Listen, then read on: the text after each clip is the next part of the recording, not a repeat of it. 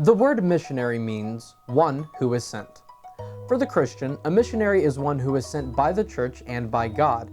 However, in today's world, being a missionary also means fundraising, studying the culture that you're getting into, potentially having to learn a brand new language, familiarizing yourself with the people and their customs and their traditions, and, perhaps the most difficult aspect, learning how to contextualize the gospel so that they will understand. Now, it is true that all Christians are, in one way or another, local missionaries, and that when they leave their church building, they're entering a hostile world, carrying the light and the message of Christ. However, this course will focus on what we call career or vocational ministries. This For these missionaries, this is how they earn their livelihood, the lifestyle they raise their family in, and this career is rarely an easy one. Let's look at the text, Introducing World Missions.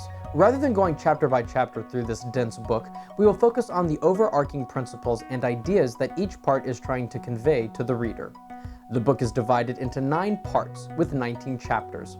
Before we dive into these 5 parts, there's an introduction which establishes and defines key terms, provides a brief history of missions and the Christian church, and sets out to provide a basic and applicable understanding of missiology, that is, the study of missions. This introduction also provides an explanation as to why missions are important and why churches should be national-minded. Part 1.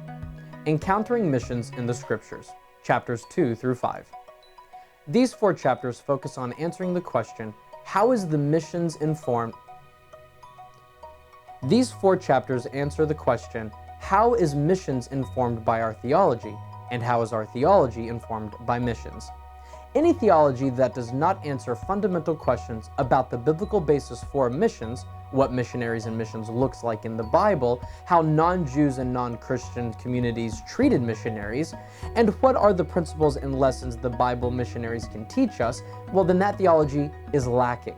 According to the text, a theology that doesn't embrace and institute missions may not actually be as theologically sound as they think. It could even be seen that Jesus was a missionary sent from the Father to bring the true gospel to the people who had never really heard it, even though they thought they had. The importance of missions cannot be understated. Part 2. Encountering Missions in History, chapters 6 through 8. Once we've learned the history of missions found in Scripture, we begin to explore the history of missions in the world. These 3 chapters focus on honestly telling the stories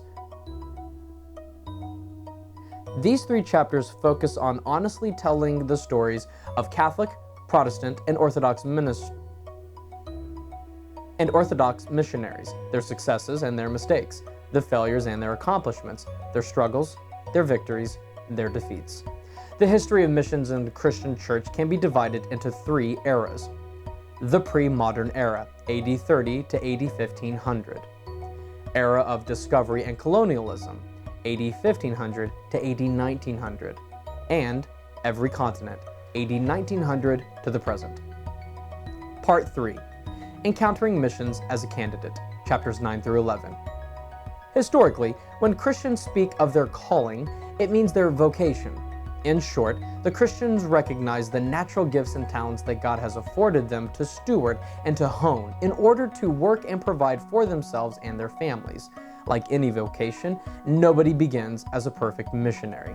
These 3 chapters explore the misunderstandings of the missionary call, how missionaries in the Bible were called, and how to prepare for vocational missions, the importance of training, and training, recognizing and distinguishing spiritual, professional, knowledge, and social skills. And finally, how to correctly set up the trip, or establish the correct channels to establish residency. Part 4. Encountering Missions as a Sent One and as a Sender, chapters 12 through 15. The previous chapters have dealt specifically with the theology, biblical hermeneutics, philosophy, and the calling of the missions and the missionary. These 4 chapters focus on practical issues ranging from the team's guidelines, learning the language, working through cultural distinctives such as having a rich lifestyle in relation to the poor community you're reaching, being displaced, the effects of missions on the family, including marriage, being single, having kids, loneliness, and romance. These chapters also explore the unique difficulty of women as missionaries and the cultural issues this may cause. It should be clarified that women are not discouraged from being missionaries, only that some cultures will be more resistant to the gospel depending on their view of women. These chapters conclude by addressing issues of friendships at home and abroad, what to do when we finally gain the church and shareholder support, and finally, the personal care of the missionary for themselves. Part 5. Missions Encountering the Contemporary World, chapters 16 through 19. The final 4 chapters really delve into the nuances of communicating to the culture, recognizing and identifying the conflicting worldviews and the values between you and the unreached people group, how to engage in missions indirectly and directly, how to recognize trends and shifting philosophies of missions and missionaries, the appropriate use of technology, recognizing the pros and cons of short-term missions trips, studying, knowing and engaging with other religions and religious believers. This section concludes by discussing the ever-present reality of persecution and the challenges of the future of missions. After reading and studying this book, you should be able to do the following. Determine whether or not you are called to be a missionary. Identify the various skills needed for an effective missionary work. Learn how to prepare for the financial and logistical aspects of a vocational missions career. Appraise and reiterate the need and importance of missions in and from the church. This book was selected by the IPHC and NHM School of Ministries for the following reasons. For many people, missions is something that happens elsewhere. This book does an excellent job of exploring the educational, practical, and theological aspects and implications of having a missional mentality and how to prepare to be a vocational missionary. This book also does an excellent job of informing non-vocational missionaries of all that goes into being a vocational missionary, by shedding light on some of the difficulties and importances of missional work. In addition to the Introducing World Missions workbook, you have an additional assignment. Write at least a 1-page essay in Times New Roman, double-spaced at 12-point font on one of the following topics. Of all the various aspects explored in the text concerning vocational missions, which aspect either surprised you, or you hadn't thought of before, or you think is the most difficult, and why? Or, what role does missions play in your theology? Please make sure to include references to the presence of missions in your personal life, your local church, and the denomination. This has been course MCP 2.06 in the Ordination Level 1 Credentialing Series.